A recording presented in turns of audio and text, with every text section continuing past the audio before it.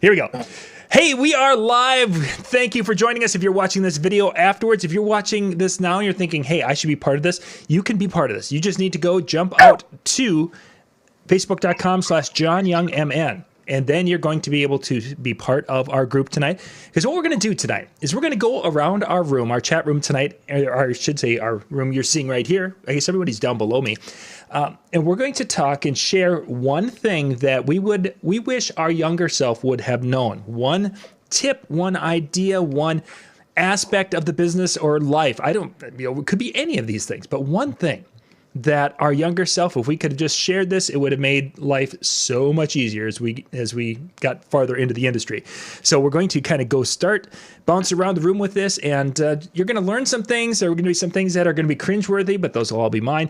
And it'll have a little fun with this tonight on our show. Again, if you'd like to join us, go out to John Young, or facebook.com/John Young. Let's see, MN. Yes, John Young MN. That's my page, and you'll see the Zoom link. Just click on that, and it'll bring you right in the room. So we're going to start with Rachel because she is on an iPad that will possibly shut her down because she's not wearing her tinfoil hat right now. Pretty much. So Rachel, give us kind of your. If you could be talking to the younger Rachel Lynch, what would be the words of advice? Sure. So I've been on about 15 years now. And the past 5 have been really awesome for me. If I could talk to my younger self, I would have told myself to focus on weddings earlier on, be braver to undertake those, because I really started out with just focusing on, bar gigs and kind of random things here and there, and it really did not set me up for a foundation to be an entertainer, which kind of translates into changing the mindset. Everyone I want to be a DJ, but there's so much more to being a DJ than just playing music. And the 15-year-old me was just focused on, the bars and the music and the coolness of it. And I really missed out on great opportunities to develop my skills as an MC and be the entertainer that I now feel I'm developing in, but I should have started that way earlier in the game. I feel like I'm playing a lot of catch up now because of that. Sure. Interesting. So yeah, that's my tip. Yeah. Yeah, folks, to look at the weddings or to take them more seriously probably than a lot of us did when we first started. So interesting. Thank you, Rachel. We're going to bounce around here. Let's see. I'm going to go. Reggie, you're on my side here. We're just going to kind of go for the top. Thanks. Right off. Well, otherwise I could bounce around, but I figured, we're bounce back to me. Okay. Donnie, are you with me? Yeah, I'm here. Okay, Donnie, why don't you give me one? Get your tip. Yeah. So my tip, is one of the things would be obviously retirement. Thinking about retirement early on instead of thinking about it in my mid 30s. Thinking about it in my 20s. But for the mobile DJ end of everything. For me, one of the things that caused me the greatest anxiety was my vehicle and my trailer at the time. Just investing in that vehicle, investing in your transportation and making sure that you're getting there and back without an issue.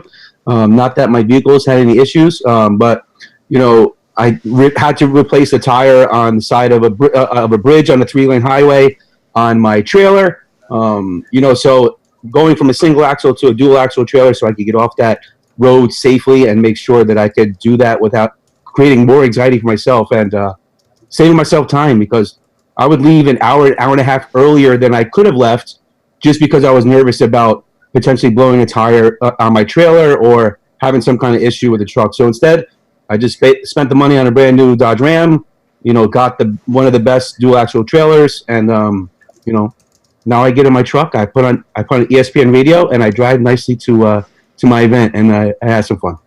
Excellent. Good advice. Yes, the vehicle would definitely be an important part. I think I had that same problem at one time in life. So thank you, Donnie. My wife's got a picture and a video of me with my leg bent at a 90-degree angle into the semi lane on one of the largest bridges here in New York. And that was scary and kind of sketchy. Oh, geez. Yeah, that's not something you want to be doing. That's for sure. All right. Thank you, Donnie. Mitch, you're up next as we're going across here, if you're ready. Absolutely. What Donnie said, I'd echo that. You can't. You got to come up with something new.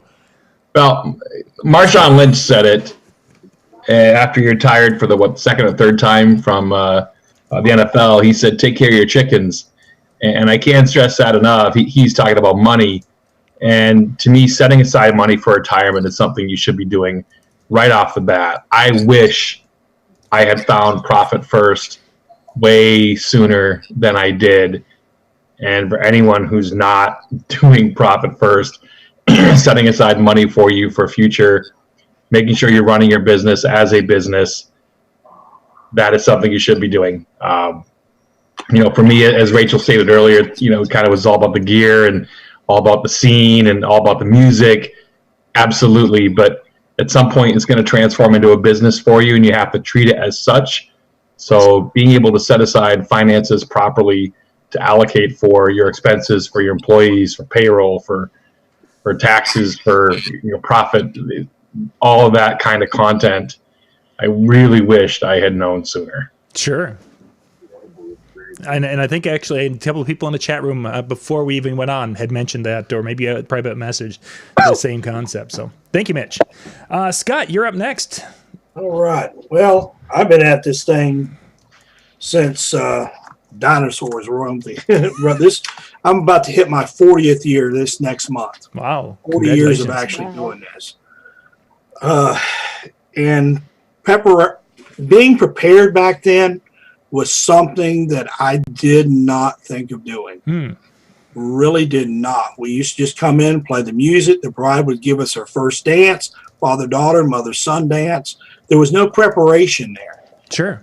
And I am glad now that I have the knowledge to be able to do that. But I would say that going back when I first started, there was no preparation. We just went in and started playing music.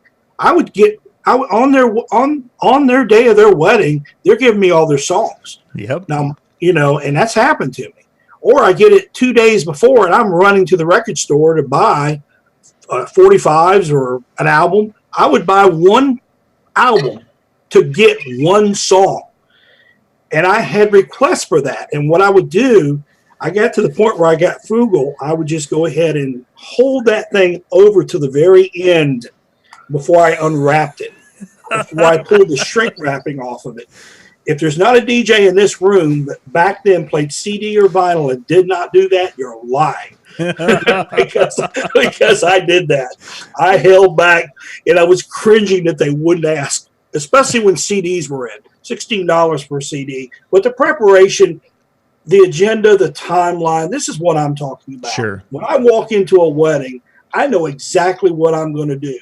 The photographer don't have to tell me what I need to do. I'm letting the photographer and I'm letting the vendor know. This, as far as the caterer, everybody knows what their part is at a wedding.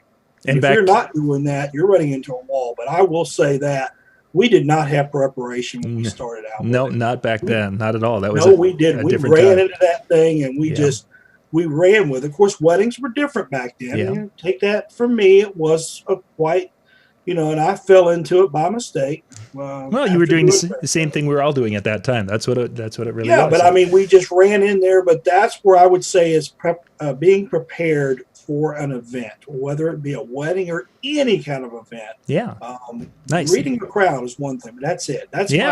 Thank you, Scott. That's my thing, being prepared. Thank you, Scott. I appreciate that's a good one, because I was there, did the same thing, and that would have actually been a good one for me to use too. So let's see, Chris. I wish we could flash back into a '90s wedding so I could just check one out. I want to see it so bad. See what we did, but like '90s, early 2000s, somewhere around there. Just, I mean, I stepped into it in 2012, so. Yeah, I mean, the game is a lot different, I'm sure, but I mean, all the stories. Yes, it is. All the stories I hear. I mean, when I first started, I had a guy that was asking me over and over again to be a wedding DJ, and I'm like, I am not playing Love Shack, dude. I'm just not doing it every Friday, Saturday night. It's just not happening. Like, I'm going in, I'm going to have some fun. And then I found out you don't have to play Love Shack, so yeah, Yeah, you just play Celebration 3 times. You missed the vinyl and the CD, then you came in the digital world, because I started in the digital in 2001 or 2. Yeah, well, I started DJing in '97, but I didn't switch over to a computer until 2011, I think it was. And then 2012, I started doing weddings.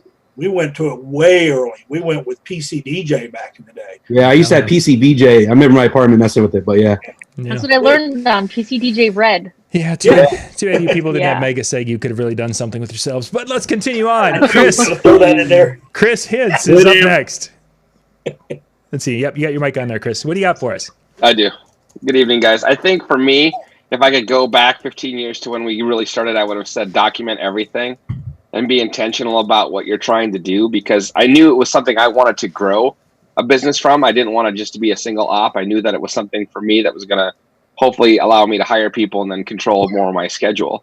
But I don't think I did a really good enough job actually documenting what needed to be done, how it needed to be done, and creating those procedures. And I think had I done that, it would have sped up a lot of our growth, a lot faster. It would have been so much easier to scale and so much easier to train when you have things documented.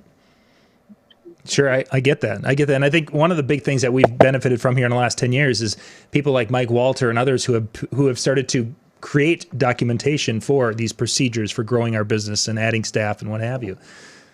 We didn't have that. Didn't have that. So yeah, today that's a great thing. Good tip there, Chris. Randy, you're up next on the screen.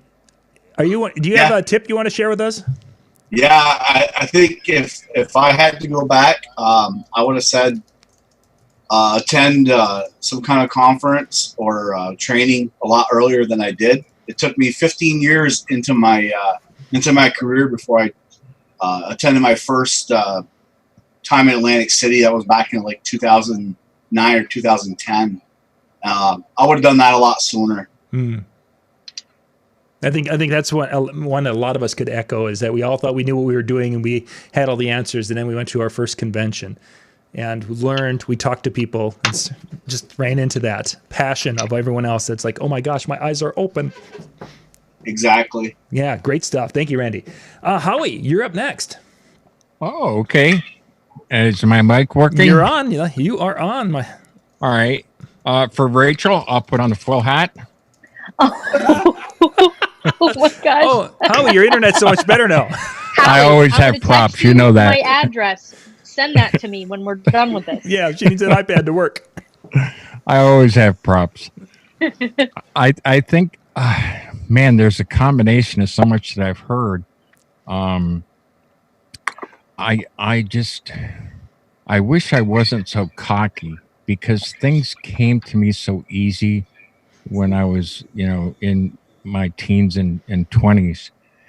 And I had no idea about business, how to run a business. And I'm still not very good at it, truthfully, but I'm learning at these conferences. I went bankrupt. I lost $250,000 when I was 22 years old. I had a huge multi-op doing bands, live bands. And it was from one thing. I got away with it once, I got away with it twice, and I would promote these concerts, and there was a big wreck.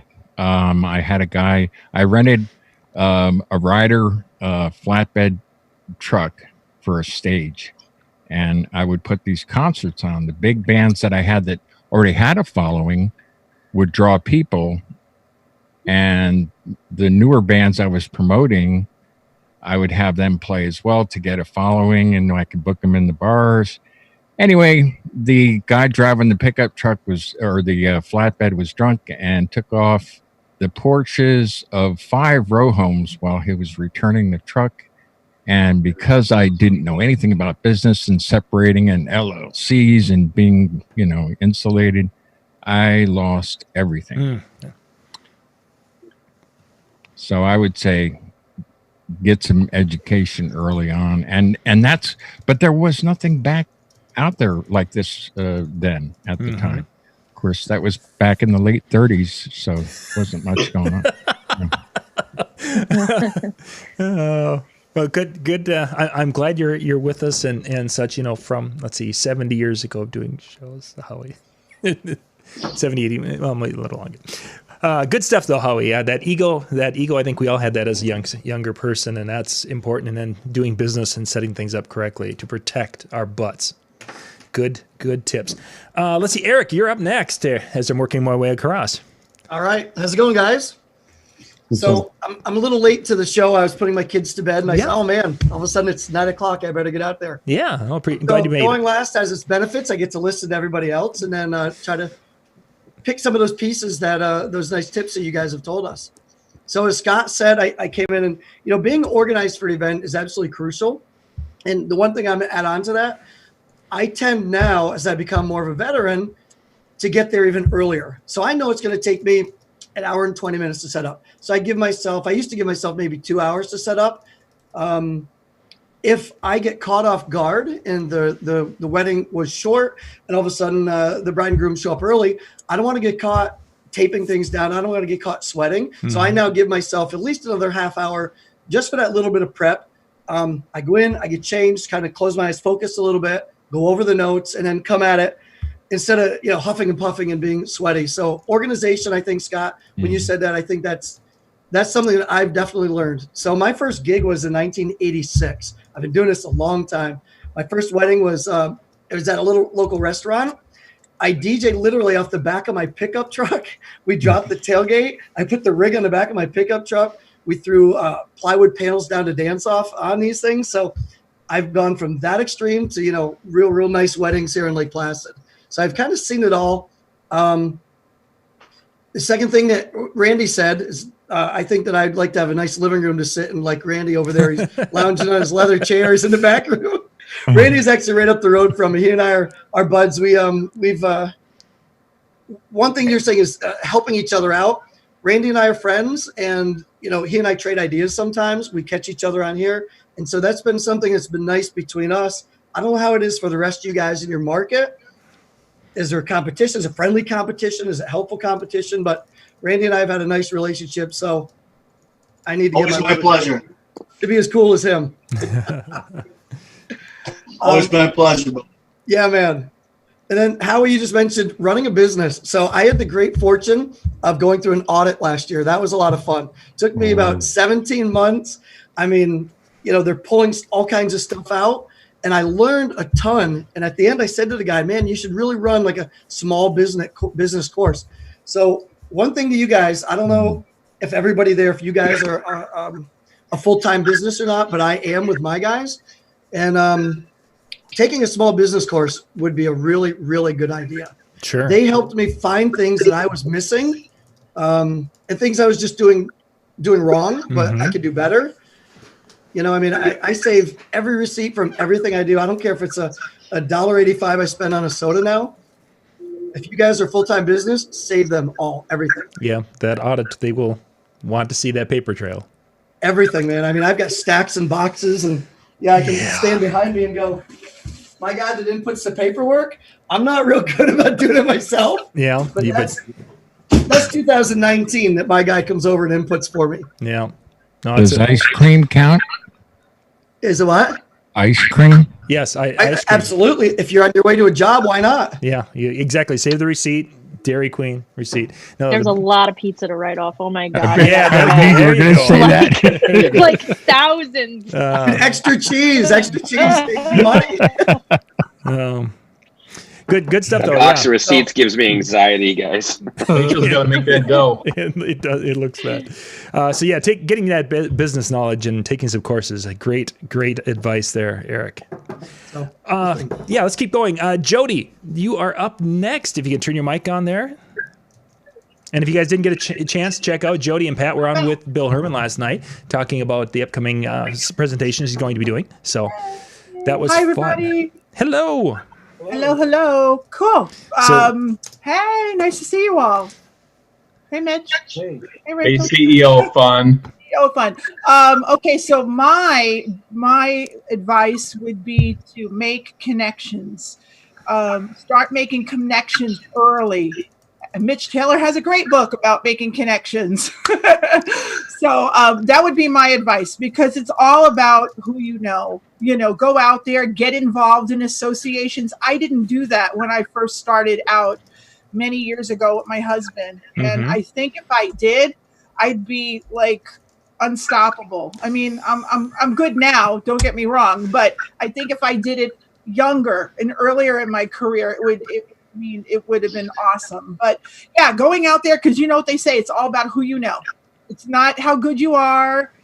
Sometimes it's just who you know, shaking the right hands, meeting the right people, making connections. That's what I would definitely network, join in a professional association, go where the food is. You know, if you want to meet catering executives, hang out at NACE. If you want to meet wedding coordinators, then join the ABC or join WIPA.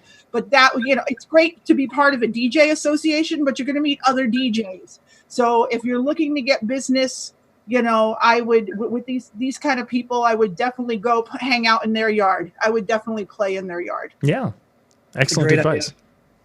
Excellent advice. Let's keep going here. Jimmy, you're up next.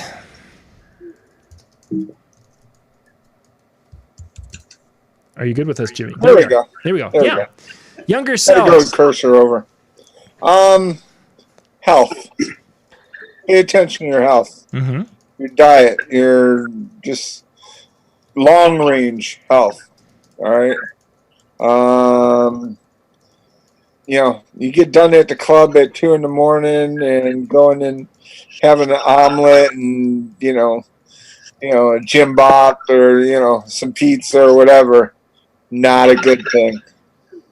Not a good thing. Right? Poor Rachel. Yeah, Rachel's not. Rachel's. She's ducking. She's gone. She's like, that time, Jimmy. Don't tell me the pizza. Yeah. That's, if there's anything I can look back on, was to do that. All right. That and buy better gear early. And don't go cheap just because you're starting out. Get the absolute best gear you can get. You know, buy once, cry once. Yeah, there. That's the motto there. So good advice there, Jimmy. Let's see. We've got Reggie. I'm going to come back up to you, and then Brent. I'll be coming across to you. I don't know how, Brent, you moved on the side of my screen. You were down towards the bottom, and all of a sudden you're up on the top there. So I don't know. Magic. Yeah, magic. So Reggie, let's hit yours, and then I'll hit. So I want to try to get things somewhat in my order, so I don't lose or miss somebody. So Reggie, what do you have for us?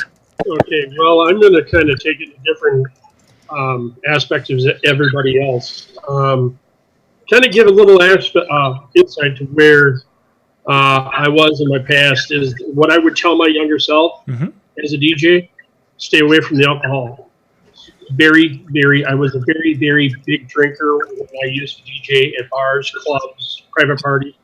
And once you got stuck with that name as a heavy drinker while you're playing, hey, I can already tell you, I've already lit a set of speakers on fire. And I would just tell myself to stay away from the alcohol, because once you get stuck with that label, it takes you years to get rid of that label. Sure. No, good advice. Yeah. As you know from being from the Midwest, John. Oh, yeah, and it's very, very common with DJs around the area that when I would play in these smaller bars and they would be bringing up any number of alcoholic drinks. Beer, you name it. It was common, yeah. And it's just, yeah, as you say, once you get that, when I'd be filling in for DJs who were there and they're like, oh, the other guy he drinks about, a 12-pack every week, and you sure you don't want something to drink? Yeah, it's prevalent. So that's a very strict rule with us. Very strict. Very good advice, Reggie. Thank you. Wait, John. Can we go back to the drunken speaker fire story and find out how that happened? We'll get to that after we get done. I want to get to everybody. If you guys want to know this, I can tell you how I did it. We'll talk about that in just a second. We're gonna get Brent, and that way we'll shut down the live stream so we can keep it tighter, and then we can have the gossip session. So, Brent, you are wrapping us up here. I think you are the last one that I think everyone else has been on. So, Brent, what would be your tip for your younger self? Honestly, today was spent with me registering for unemployment insurance for employees and registering for various tax ID numbers to set up full-time employees instead of contractors. So if I would have known that, I would have paid more attention in my college accounting courses, because QuickBooks and I have been going round and round for the last week and a half. So, but other than that, that's what I would have focused on, is the business side of things, and learning to treat it like a business, run it like a business, and just learn a little bit more about that before I started, because I'm kind of learning as I go, and we're getting there. But there's been some speed bumps. Sure. Yeah. Excellent. Good advice with that. For myself, I've actually thought about this. I've done a few variations of this show. What would I tell my younger self? And probably the thing I'm coming back to the most in the last few years is actually not being afraid to learn to do some of the music mixing a long time ago at a higher level than what I was doing 10 years ago. Doing simple things like dropping it on a one, or to being able to overlap the music a little bit better. I wish I would have spent more time doing that 10, 15 years ago. I had the technology once we went to CDs. I had the players. I just didn't do it, and didn't do it at a proficient level at all. And as I look back, it's like I would have encouraged that, and encouraged, kind of as Rachel said, the MC side of it, because those two areas are why people are hiring me these days, is that I'm a competent MC and I can mix music and keep a flow of music going at a level I couldn't do 10 to 15 years ago. So the performance side, if we wanted to kind of get it down to that. So kind of funny that we're like polar opposites. I wish I focused less on music and mixing and more on entertainment and emceeing, and you wanted more of the musical aspect. It's just funny how that works out. And I think part of that probably comes from the teaching, from being an elementary teacher. That part of it, I was the game guy for the longest time, to a point. Didn't do a ton of emceeing beyond the games.